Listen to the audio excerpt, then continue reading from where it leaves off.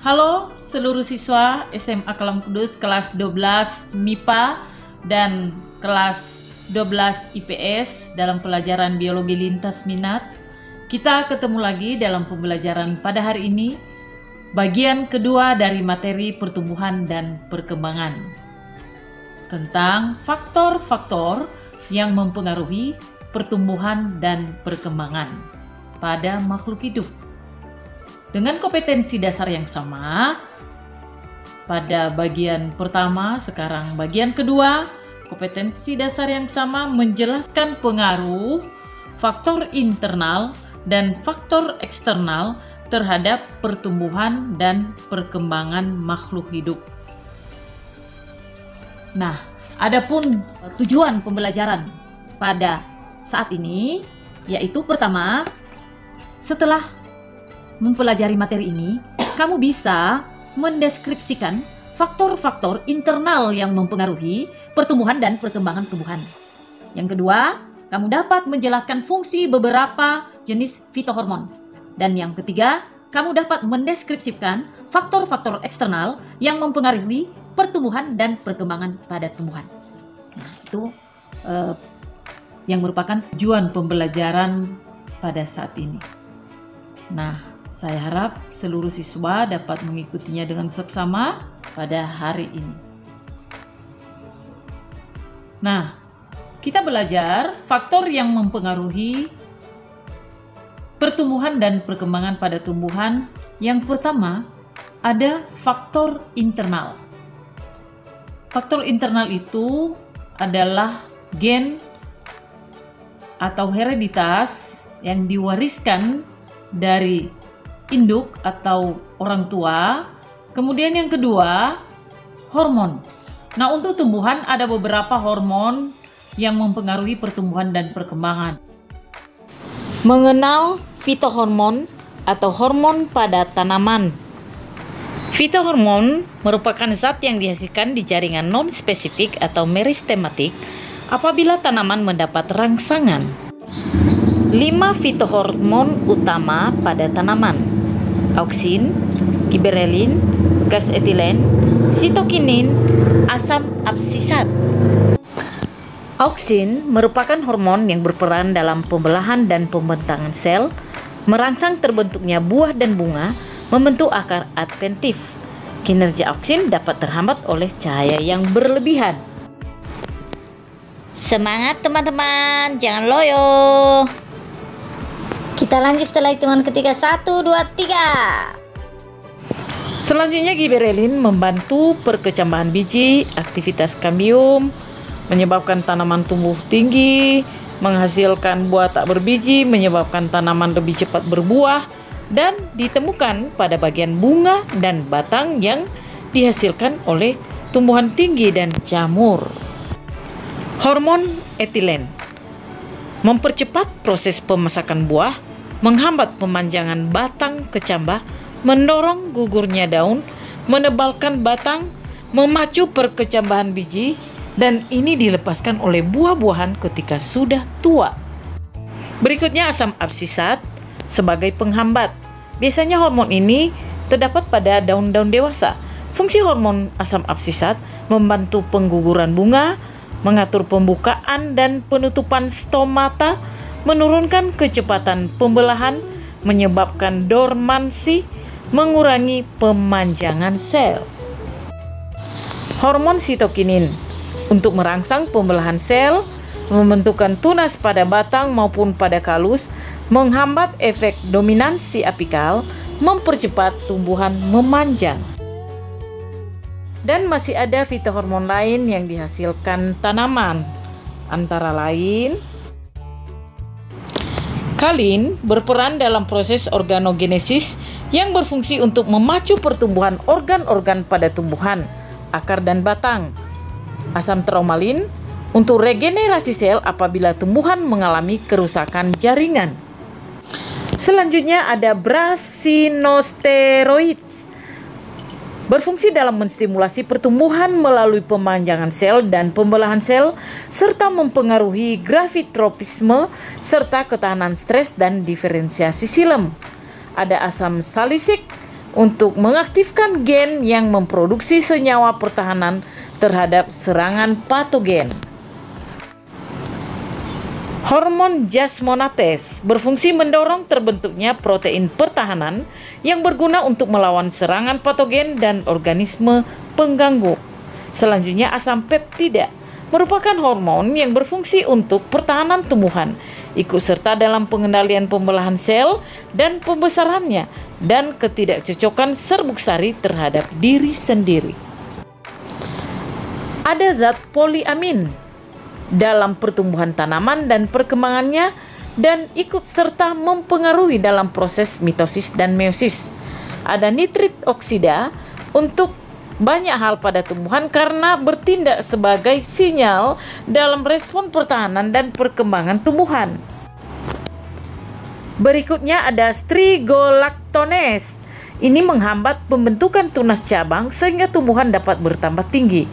Selanjutnya ada fernalin, berfungsi sebagai perangsang pembungaan pada temperatur rendah.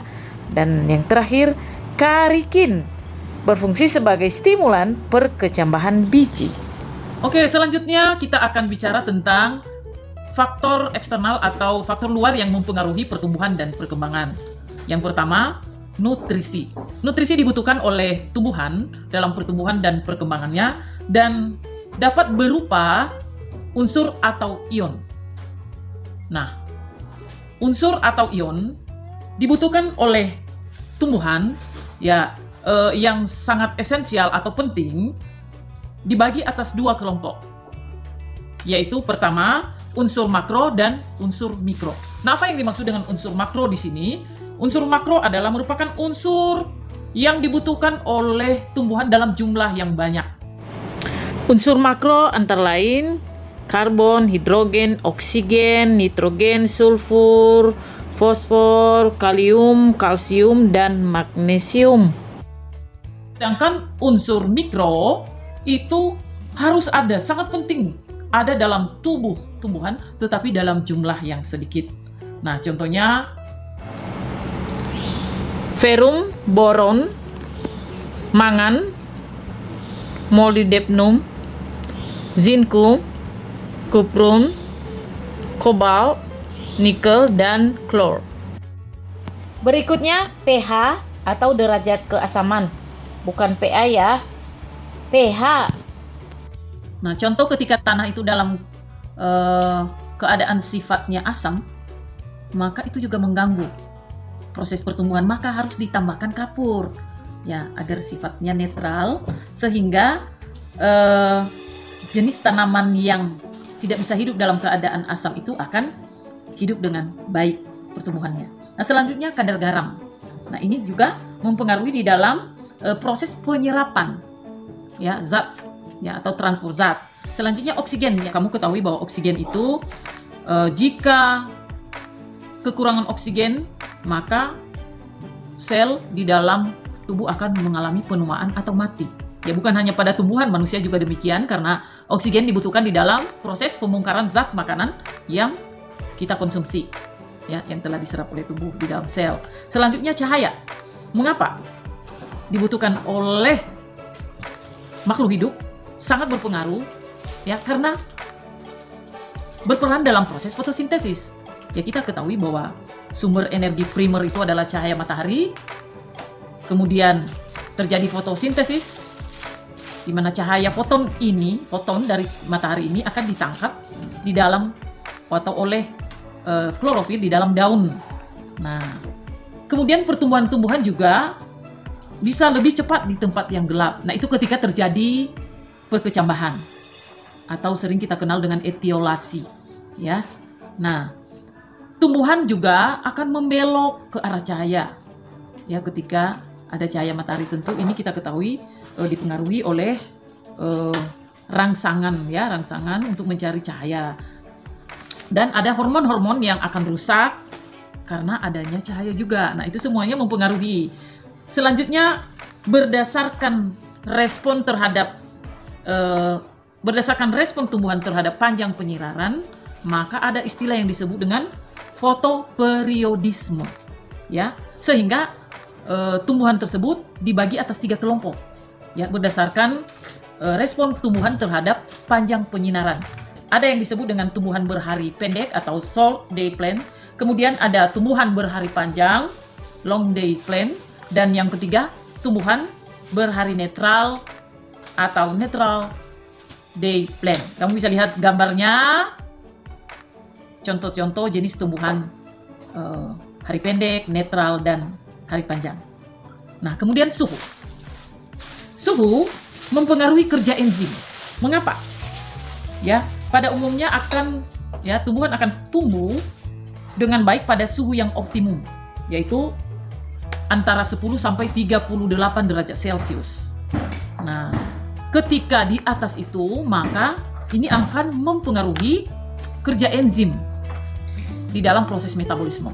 Kita ketahui bahwa enzim itu adalah berfungsi sebagai biokatalisator. Selanjutnya, kelembaban. Ya, pengaruhnya apa? Ini untuk tanah. Ya, ketika tanah tersebut banyak mengandung zat hara, nah ini mampu menyerap air sehingga akan selalu terjaga kelembabannya. Nah, kelembaban udara mempengaruhi laju transpirasi. Nah, transpirasi atau penguapan tentu membawa air dan garam mineral ke daun. Nah, ini mempengaruhi pada proses fotosintesis. Nah, selanjutnya, ketika proses penguapan lambat akibat kelembaban udara yang sangat rendah, ini juga berpengaruh pada proses fotosintesis. Pengangkutan air dan garam mineral berjalan dengan lambat. Nah, selanjutnya gravitasi. Gravitasi akan mempengaruhi respon tumbuhan atau arah pertumbuhan pada tumbuhan. Tumbuhan yang diletakkan pada posisi miring akan membelok ke atas pucuknya dan ke bawah akarnya. Nah, ini karena ada tumbuhan mampu ya mengindra gravitasi karena adanya pengendapan statolit pada titik terendah sel tudung akar. Apa itu statolit? Statolit adalah plastida yang mengandung butiran pati padat. Ya, pengendapan statolit pada titik terendah sel akan menyebabkan redistribusi auksin sel-sel yang berada di atas dan menyebabkan perpanjangan akar sehingga akar akan membelok ke bawah. Selanjutnya, sentuhan. Nah, untuk tumbuhan ini dapat mempengaruhi pertumbuhan, contoh untuk yang memiliki sulur. Tentu kita ketahui kalau sulur itu akan melilit pada bagian batang atau kayu di mana sulur itu mengenainya. Nah, ini menyebabkan perbedaan laju pertumbuhan antara yang tidak mengenai batang atau kayu atau tempat yang melekat dan yang tidak. Ada satu percobaan menunjukkan bahwa tumbuhan yang batangnya digosok dengan tongkat akan lebih pendek daripada tumbuhan yang dibiarkan. Jadi ini mempengaruhi juga. Yang terakhir, adanya organisme parasit dan herbivora. Mengapa? Nah, ketika ada hewan atau organisme parasit, tumbuhan juga bisa menjadi parasit ya. Contohnya benalu yang melekat pada pohon, bisa terjadi perebutan sari makanan. Demikian hewan yang memakan tumbuhan. Ya, herbivora. Ini menyebabkan pertumbuhan dan perkembangan juga terhambat. Nah, baik seluruh siswa, demikianlah pembelajaran kita pada saat ini tentang faktor yang mempengaruhi pertumbuhan dan perkembangan. Baik itu faktor internal maupun eksternal. Dengan demikian selesai pembelajaran kita pada hari ini. Kamu cermati, kamu pahami, kamu terus belajar sehingga bisa menguasai materi ini dan tujuan pembelajaran dapat tercapai. Jadi sebagai kesimpulan akhir, pertumbuhan dan perkembangan dipengaruhi oleh faktor internal yaitu berupa hormon dan gen yang diwarisi dari induk, kemudian dipengaruhi oleh faktor eksternal atau faktor luar. Ya, sudah diuraikan tadi seperti cahaya, suhu, dan lain-lain.